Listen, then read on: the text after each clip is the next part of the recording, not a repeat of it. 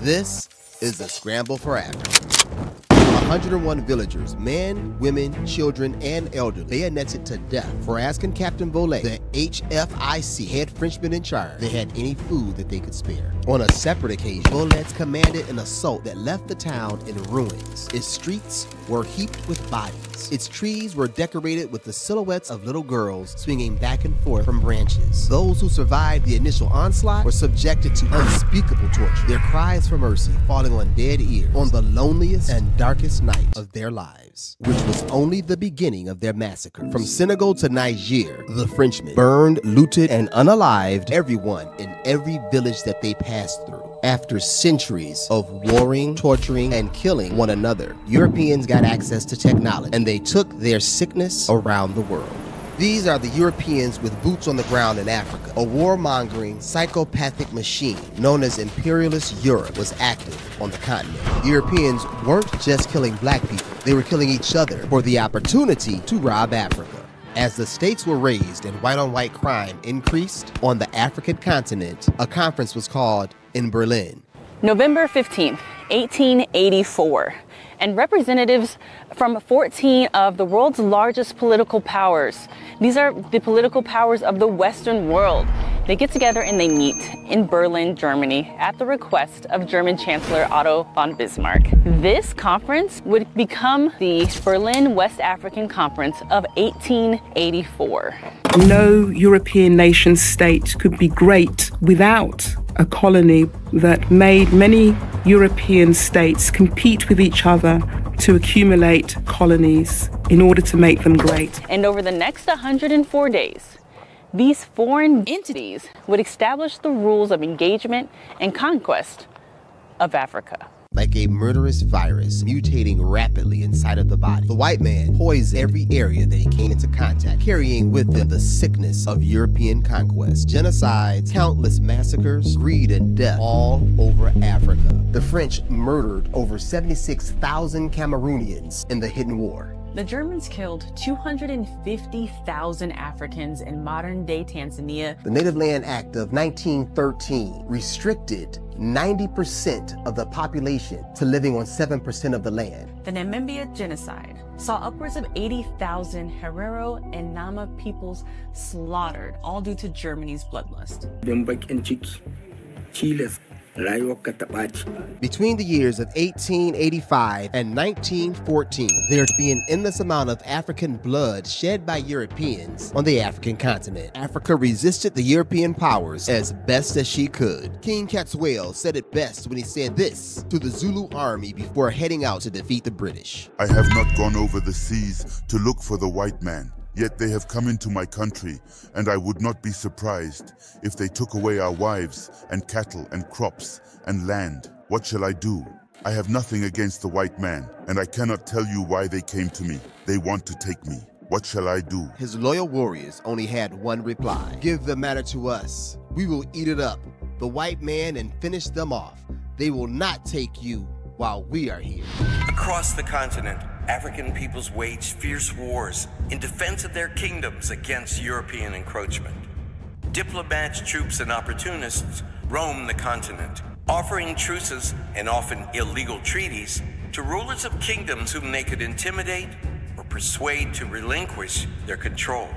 This would lead the motherland into new places, into darker places, a darkness that we will come to call colonization. They created new borders that benefited them without regard to the traditions, the languages, the ethnicities, or the histories of the people who lived there, who lived here. And their complete aim was to gain control and rule over the people, rule over their territories, and rule over their resources by any means necessary. Violence should be seen on a spectrum of plunder, pillage, and rape that all the European powers engaged in. The most horrific exemplar of the violence of colonialism is Congo.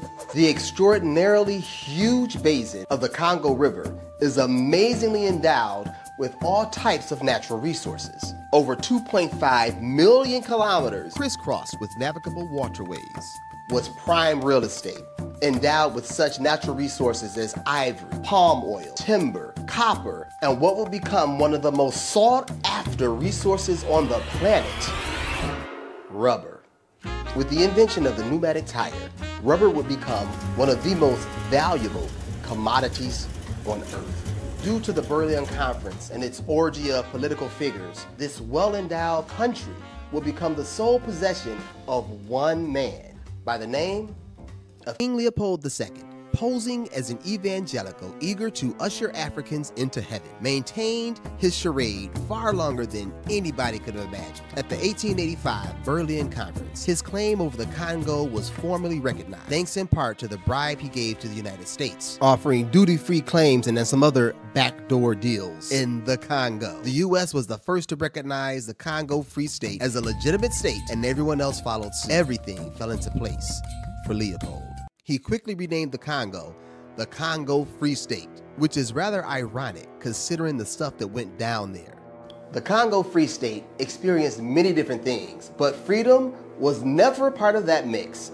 In fact, in the Congo Free State, labor was not a choice. Labor was demanded as a tax payable to King Leopold. They extracted the labor from the locals by any means necessary. This policy created a slave society where companies grew dependent on forced labor, slave labor, to operate and profit in Leopold's newly conceptualized corporate country. This system of forced labor extraction became known as the Red Rubber System. The Red Rubber System gets its name for the African blood that was shed to harvest rubber in the Congo. Whole villages were forced to supply labor, men, women, and children. If a villager decided to flee from the horror scene and run away from his village, then the soldiers would round up their entire family and systematically amputate their hands or feet. If a man refused to work, his wife and or his children would be unalived. If a worker didn't meet any of the impossible quotas, they would have to sacrifice a portion of their bodies. Torture, rape, murder, and widespread death from rubber harvesting halved the Congo's population. Within 2 decades, a population of 20 million was dropped to 10 million, while bringing Leopold a fortune worth more than 1 billion USD in today's terms.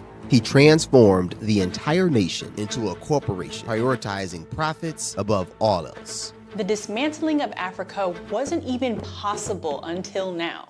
Europeans were pretty content hanging along and trading on the coastal regions of the continent, because anytime they tried to get into the interior, they were dying by the tens of thousands. Yellow fever, malaria, and powerful warring tribes who did not care for foreigners. So much so that those unknown parts of the continent became known as white man's grave. With the invention of the Maxim machine gun, steamboats, and advanced medicine, Europe would breach Africa's borders and forever change the continent, stealing her people, her resources, and corrupting everything they came into contact with.